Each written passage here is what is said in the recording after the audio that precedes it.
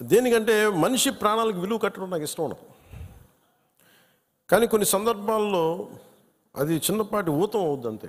పిల్లల చదువులకు కావచ్చు, ఇంకోటి కావచ్చు. ఇవన్నీ కాకుండా మధుసూదన్ గారి కుటుంబానికి, వారి కుటుంబ సభ్యులందరికీ ఈ సందర్భంగా నేను ఒకటే విన్నవించుకుంటున్నాను. మీకు ఏ కష్టం వచ్చినా సరే మేము ఉన్నాం. మేము మీతో ఉన్నాం. ఏదో ఈరోజు ఒక 50 లక్షలు ఇచ్చి మిమ్మల్ని వదిలేయటం కాదు. మీకు ఏ కష్టం ఉన్నా సరే వాళ్ళకి మన పేషెంట్ నెంబర్స్ కూడా ఇచ్చాను. Any time you can reach out. మీకు ఏది అవసరం ఉన్నా. ఎందుకంటే చెప్పి రావు ఉపద్రవాలు.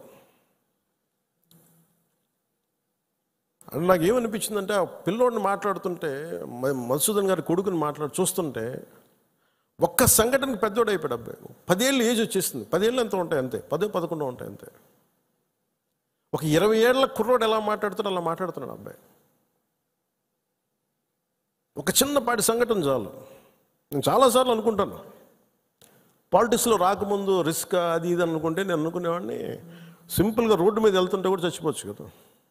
As well as you embrace an ideology. ఒక భావజాలాన్ని పట్టుకోండి. దానికోసం చనిపోతే మంచిది కదా, ఉట్టి పుణ్యాన్ని చచ్చిపోవడం కంటే కూడా. ఇక నాకు మొన్న నా కొడుకు ఒక ఫైర్ యాక్సిడెంట్లో చిక్కుంటే నాకు అనిపించింది. సింపుల్ సమ్మర్ క్యాంప్ అది. ఫైర్ యాక్సిడెంట్లో చిక్కుకుంటే పక్కన ఉన్న ఒక బిడ్డ చనిపోయింది.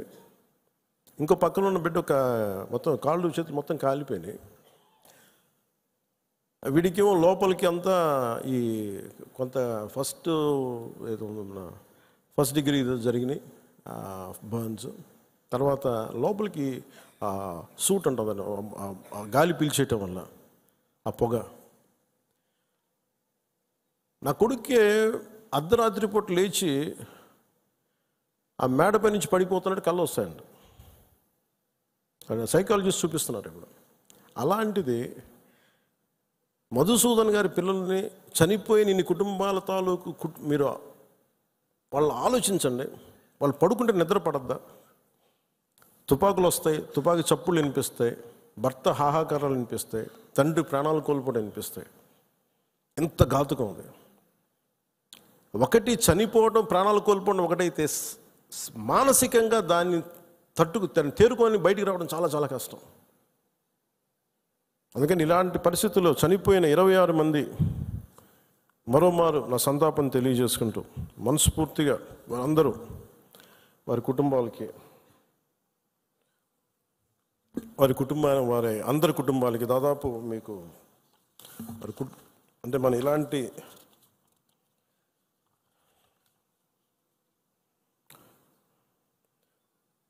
ఇరవై 26 మందిలో ఒకళ్ళు ఇందోర్ నుంచి సుశీల్ నత్యాల్, हेमंत सुहास जोशी मुंबई, विनय नरवाल हरियाणा, अतुल श्रीकांत मोनी महाराष्ट्र, नीरज उद्वानी उत्तराखंड, बिथिन अधिकारी कोलकाता, सुदीप नेपोने नेपाल, शुभम द्विवेदी कानपुर, प्रशांत कुमार सत्पति ओडिशा, मनीष रंजन बंगाल, एन रामचंद्र केरला, संजय लक्ष्मण लाली తానే, సయ్యద్ అదిల్ హుసేన్ షా పెహల్గామ్, ఇందాక చెప్పిన గుర్రం ఇచ్చే వ్యక్తి,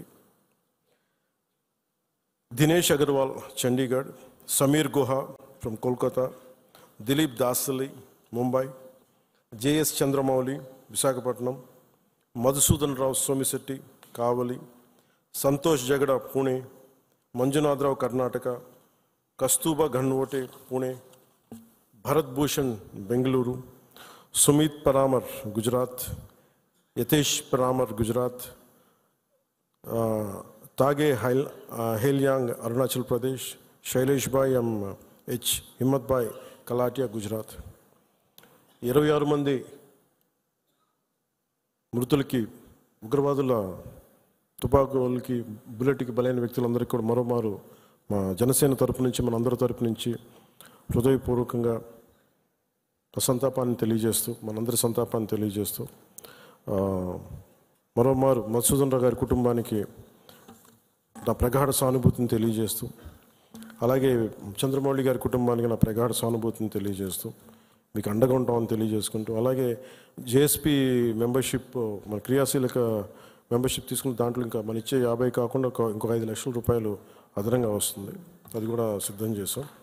ఇవన్నీ కాకుండా రాష్ట్ర ప్రభుత్వం నుంచి కూడా ఇంకొంచెం అదనంగా మనం ఏదైనా ఇవ్వగలమా లేదనేది గౌరవ ముఖ్యమంత్రి శ్రీ నారా చంద్రబాబు నాయుడు గారితో కూడా ఒకసారి చర్చించి నిర్ణయం తీసుకుంటామని తెలియజేసుకుంటూ, చాలా దూర ప్రాంతాల నుంచి చాలా తక్కువ సమయంలో ఇక్కడికి విచ్చేసిన మన గౌరవ ఎమ్మెల్యేస్ అందరికీ, గౌరవ మంత్రివర్యులందరికీ, కొత్తగా పదవి బాధ్యతలు తీసుకున్న చైర్మన్స్ కానీ, స్థానిక